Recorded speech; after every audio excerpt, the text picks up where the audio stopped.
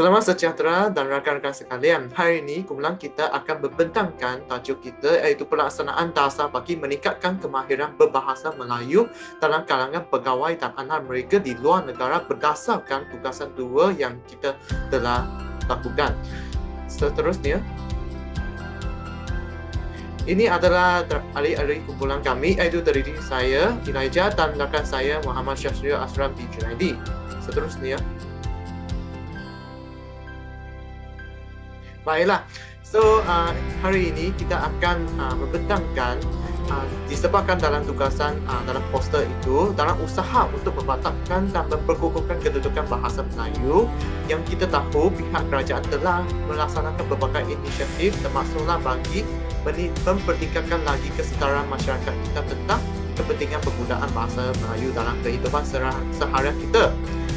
Dan seterusnya, dalam usaha yang dilaksanakan oleh pihak kerajaan ini secara tidak langsungnya akan meningkatkan bilangan penutur bahasa Melayu di seluruh dunia, melibatkan berbagai dialek iaitu seramai 300 juta orang dan jumlah tersebut telah berjaya menjadikan bahasa Melayu sebagai salah satu daripada 7 bahasa terbesar di dunia ini. Walau bagaimanapun, menurut Datuk Seri Ismail Sabri Yaakob, beliau mengatakan tahap kemahiran bahasa Melayu dilihat sangat rendah dalam kalangan anak pegawai dan anak-anak mereka diplomatik yang belajar di sekolah antarabangsa serta yang berada di luar negara.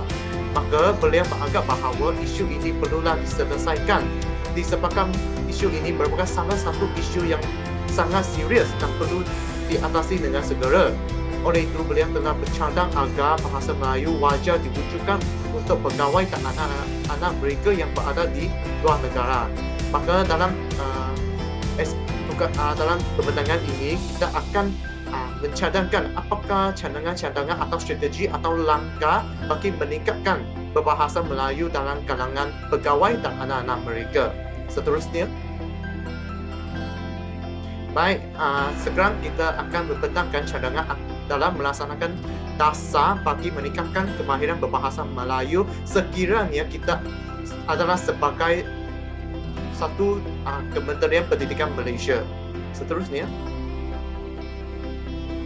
di sini kita telah memberikan 5 cadangan atau 5 strategi atau 5 langkah bagi meningkatkan kemahiran berbahasa Melayu dalam kalangan mereka. Yang kita boleh dilihat sini adalah menawarkan atau mewujudkan kursus baru dalam bahasa Melayu, menetapkan piawaian ujian peperiksaan yang lebih ketat, menganjurkan pelbagai program berteraskan kepada penggunaan bahasa Melayu, mewujudkan program kesenian dan kebudayaan di luar negara, dan memperkasakan kursi pengajar bahasa Melayu. Marilah kita tengok satu untuk satu.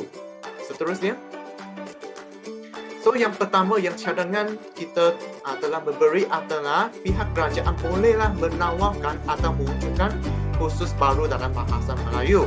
Iaitu pihak KPM, Kementerian Pendidikan Malaysia, boleh membuat rujukan terhadap kursus atau subjek yang telah wujud di beberapa buah negara termasuk di negara kita seperti kursus NUET, IELTS dan TOEFL. Dan kursus ini boleh dijadikan sebagai garis panduan dalam mewujudkan kursus bagi bahasa Melayu serta menekankan konsep wajib lulus. Dan semua pegawai dan anak pegawai yang ingin belajar di luar negara atau sedang di luar negara akan mengambil peperiksaan ini dan mereka juga akan berusaha untuk memperoleh keputusan lulus yang dalam kursus ini. Seterusnya, yang cadangan yang kedua adalah kita akan menetapkan piawaian ujian peperiksaan yang lebih ketat. Iaitu yang pertama kita akan mewujudkan kursus yang baru kan. Yang seterusnya kita kena menetapkan piawaian ujian peperiksaan yang lebih ketat lah. Maknanya KPM atau sekiranya kita adalah sebagai dasar, kita kena menetapkan piawaian ujian peperiksaan yang lebih ketat sebelum atau selepas pegawai dan anak mereka memasuki atau melanjutkan pelajaran ke luar negara atau nak balik ke negara Malaysia. Dan peperiksaan ini adalah wajib disebabkan kursus ini untuk mengenal pasti tahap pengesahan mereka pada tahap berapa dalam bahasa Melayu. dan kerajaan boleh kita sebagai kerajaan boleh membuat sedikit penguasaan terhadap syarat-syarat kemasukan ke sekolah antarabangsa atau ke luar negara dengan menetapkan tahap penguasaan bahasa Melayu sebagai salah satu daripada syarat minimum kemasukan. Sebagai contoh saya bagi, mereka kena mencapai penguasaan yang kelima dari keseluruhan penguasaan yang ke-8. Barulah mereka boleh melanjutkan pelajaran ke luar negara atau balik ke Malaysia. So sekarang saya akan menserahkan kepada rakan saya. Terima kasih. Terima kasih Elijah atas pembentangan tentang cadangan sebentar tadi. Baiklah, saya akan teruskan pembentangan dengan membentangkan tentang cadangan yang ketiga, iaitu dengan menganjurkan pelbagai program yang berteraskan kepada pengukuhan bahasa Melayu. Jadi program-program yang bakal dilaksanakan ini haruslah bersifat holistik dan realistik serta mampu untuk menarik minat dan menggalakkan mereka. Mereka ini merujuk kepada pegawai dan anak-anak mereka yang berada di luar negara untuk belajar bahasa Melayu dari masa ke semasa. Jadi sebagai pihak kerajaan ataupun pihak penggubal dasar, contoh program yang boleh dilaksanakan adalah seperti pemberian beasiswa, lawatan sambil belajar, pendidikan melalui rancangan televisyen dan juga anjuran berbagai jenis pertanian. Jadi program-program yang dinyatakan sebentar tadi itu mestilah berasaskan bahasa Melayu dengan bermatlamat untuk mendedahkan kemahiran bahasa Melayu terhadap pegawai dan juga anak pegawai yang berada di luar negara. Jadi pihak kerajaan perlu memastikan belanjawan yang ingin dikeluarkan itu adalah mencukupi bagi menampung sebarang kos yang akan digunakan dalam pelaksanaan program-program tersebut. Jadi seterusnya kita akan tengok cadangan yang keempat. Jadi cadangan yang keempat pula ialah mewujudkan program kesenian dan kebudayaan di luar negara. Jadi seperti mana cadangan ketiga tadi, program-program yang ingin dilaksanakan itu merujuk kepada program yang berasaskan bahasa Melayu. Akan tetapi untuk cadangan yang keempat ini, pihak kerajaan boleh mewujudkan program kesenian dan kebudayaan di luar negara. Jadi bidang kesenian dan kebudayaan ini wajar diberikan penekanan oleh pihak kerajaan kerana bidang tersebut berpotensi sebagai medium utama ataupun platform untuk mengetengahkan penggunaan bahasa Melayu di peringkat antarabangsa. Jadi pihak kerajaan ini harus menjalinkan kerjasama dengan pelbagai pihak dalam menganjurkan pelbagai program kesenian dan kebudayaan di Malaysia sebelum memberikan fokus kepada penganjuran program kesenian dan kebudayaan di luar negara. Jadi sebelum pihak kerajaan mengorak langkah untuk melaksanakan pelbagai program kesenian dan kebudayaan di luar negara, pihak kerajaan terlebih dahulu harus mengukuhkan juga ataupun memperbanyakkan program-program berkaitan dengan kesenian dan kebudayaan di dalam Malaysia, dan setelah itu barulah memberi fokus kepada penganjuran program kesenian dan kebudayaan di luar negara. Jadi dalam mengukuhkan ataupun memperbanyakkan program yang berkaitan dengan kesenian dan kebudayaan di dalam negara, pihak kerajaan boleh menjalinkan kerjasama dengan institusi-institusi pengajian tinggi untuk mewujudkan pelbagai program kesenian dan kebudayaan di dalam negara yang sekaligus boleh membantu kerajaan untuk memperbanyakkan program kesenian dan kebudayaan di luar negara, sekaligus memberi pendedahan pegawai dan anak pegawai yang berada di luar negara tentang kemahiran berbahasa Melayu. Jadi itulah berkaitan dengan cadangan yang keempat. Jadi seterusnya, cadangan yang kelima pula ialah memperkasakan kursi pengajian bahasa Melayu. Jadi kursi ini juga bermaksud ialah kursus-kursus yang berkaitan dengan bahasa Melayu. Jadi kewujudan kursi-kursi pengajian bahasa Melayu ini sebenarnya sudah sedia ada, sudah lama berada di luar negara, dan ia merupakan salah satu platform yang utama untuk memartabatkan bahasa Melayu di peringkat antarabangsa. Namun begitu, kursi-kursi pengajian bahasa Melayu di luar negara ini dilihat semakin kritikal apabila kewujudannya sudah tidak dipandang dan diberikan fokus oleh pihak kerajaan. Jadi sehubungan dengan itu, pihak kerajaan haruslah melakukan pemerkasaan terhadap kursi-kursi pengajian bahasa Melayu tersebut. Wajar dititik beratkan oleh pihak kerajaan dengan merangka beberapa dasar yang bersesuaian dan relevan untuk mengekalkan kerelevanan kursi-kursi pengajian bahasa Melayu ini di luar negara yang membantu anak-anak dan pegawai di luar negara untuk berkemahiran dalam berbahasa Melayu. Dan seterusnya kita akan tengok pada kelebihan strategi pelaksanaan dasar kerajaan yang dibincangkan. Jadi kita akan tengok apakah kelebihan-kelebihan yang kita akan peroleh sekiranya strategi pelaksanaan dasar tersebut akan dilaksanakan oleh kerajaan. Jadi antara kelebihan yang boleh diperoleh sekiranya strategi ataupun dasar tersebut dilaksanakan, yang pertama dapat memantapkan kemahiran penggunaan bahasa Melayu yang lebih tepat dari segi fonologi, morfologi dan leksikal. Yang kedua, membangunkan sistem perancangan bahasa yang sistematik dan berkualiti. Dan yang ketiga, mengukuhkan jati diri bangsa. Jadi kita akan tengok pada kelebihan yang pertama. Jadi kelebihan pertama ini memantapkan kemahiran penggunaan bahasa Melayu yang lebih tepat dari segi fonologi, morfologi dan leksikal. Jadi memandangkan bahasa Melayu ini merupakan berperanan sebagai bahasa kebangsaan atau bahasa rasmi yang standard di dunia ini. Hal ini secara tidak langsung telah mendorong kepada kepentingan untuk menggunakan sesuatu bahasa dengan betul seperti penggunaan laras bahasa betul mengikut situasi atau bidang tertentu. Jadi merujuk pada anak-anak pegawai dan juga pegawai yang berada di luar negara, mereka haruslah menggunakan bahasa Melayu dengan tepat seperti dengan menekankan kepada penggunaan laras bahasa yang betul dan juga dari segi aspek-aspek yang ditekankan sebentar tadi dari segi fonologi, morfologi dan juga leksikal. Jadi pegawai dan anak-anak yang berada di luar negara ini dapat menggunakan bahasa Melayu dengan betul dari segi pembentukan kata ataupun perbendaharaan kata yang secara tidak langsung dapat memberikan kesan dan impak yang positif kepada kualiti dan mutu bahasa Melayu itu sendiri serta sebagai seorang warga negara Malaysia. Jadi tidak lokek lah ataupun tidak kekok lah warga negara Malaysia yang berada di luar negara itu untuk berbahasa Melayu. Walaupun mereka berada di luar negara itu, mereka haruslah mahir dan juga lancar dalam bahasa Melayu dengan menekankan kepada aspek-aspek yang dinyatakan sebentar tadi. Jadi kelebihan yang kedua pula ialah merujuk pada membangunkan sistem perancangan bahasa yang sistematik dan berkualiti. Sistem perancangan bahasa yang dimaksudkan ini adalah sistem perancangan bahasa Melayu. Jadi sistem perancangan bahasa ini dapat dibangunkan dengan lebih sistematik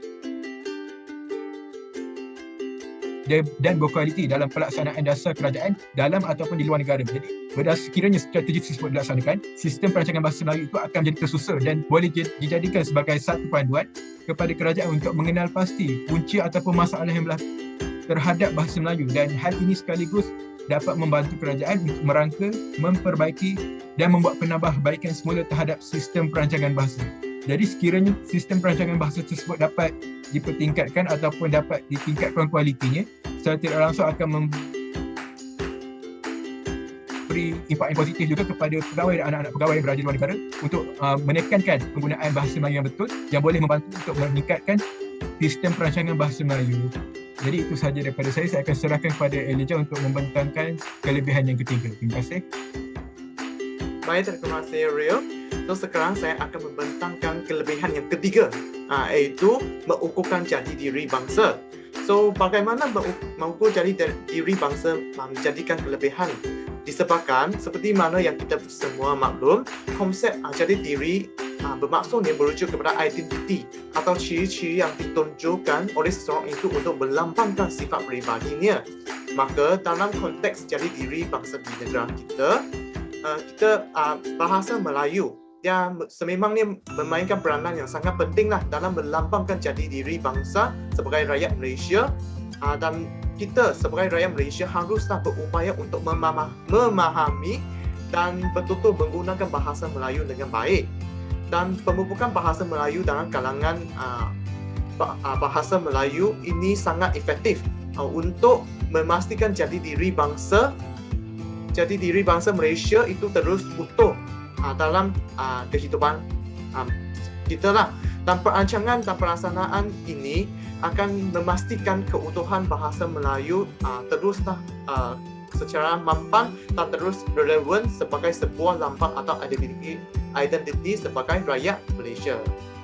Dan seterusnya, sekarang saya akan membentangkan kepada apakah cabaran pelaksanaan dasar cadangan yang kita melakukanlah dasar-dasar terhadap meningkatkan berbahasa Melayu dalam pegawai dan anak-anak mereka.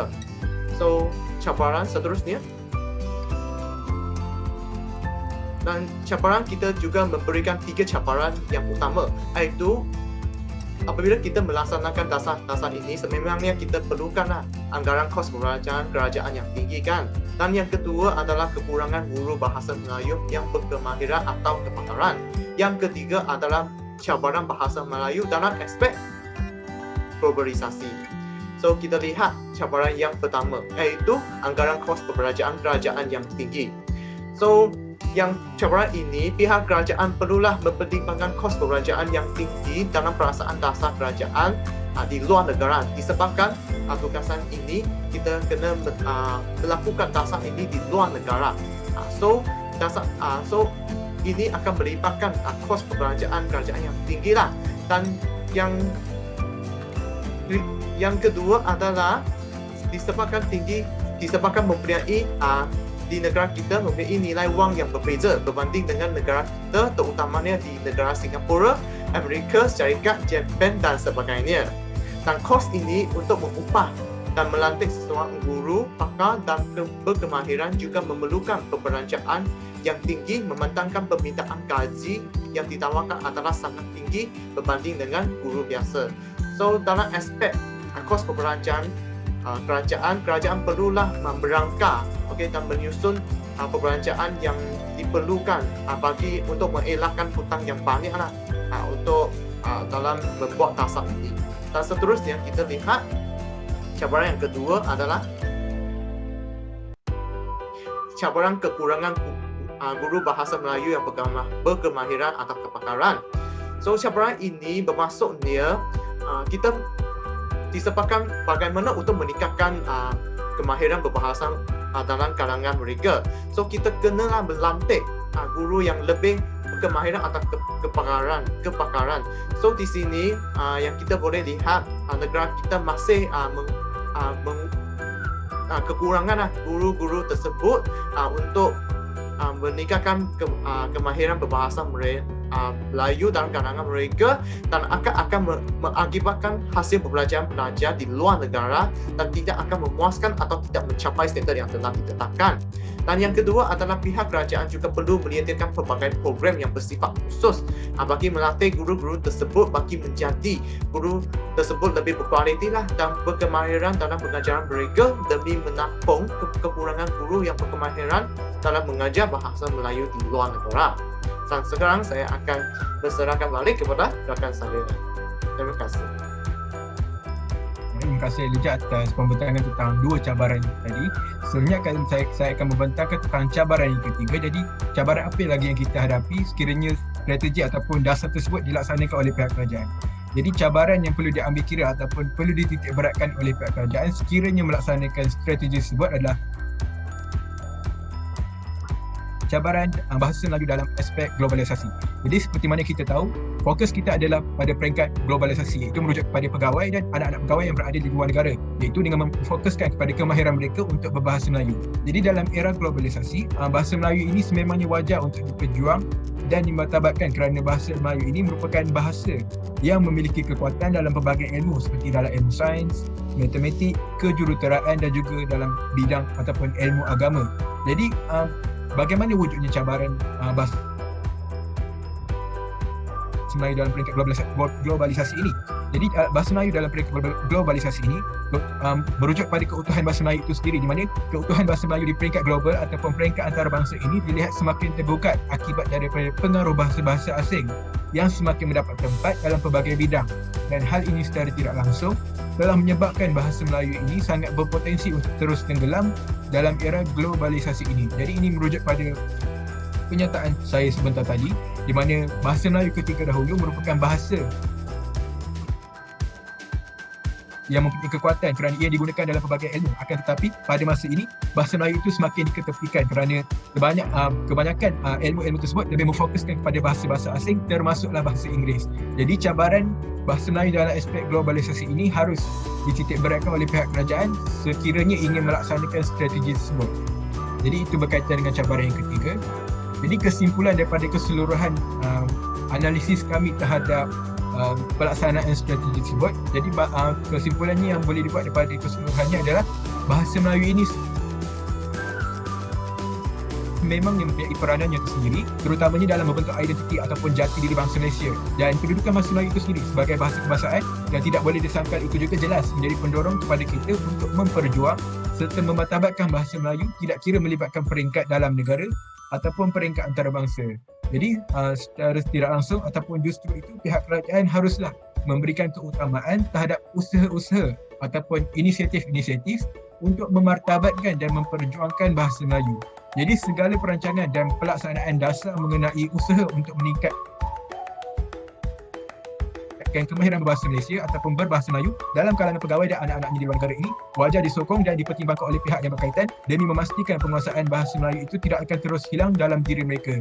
Jadi diharapkan segala strategi ataupun cadangan cabaran dan kelebihan yang dinyatakan oleh kumpulan kami ini dapat dipertimbangkan oleh pihak yang berkaitan sekiranya strategi ataupun dasar tersebut ingin dilaksanakan oleh pihak kerajaan ataupun pihak Kementerian Pendidikan Malaysia.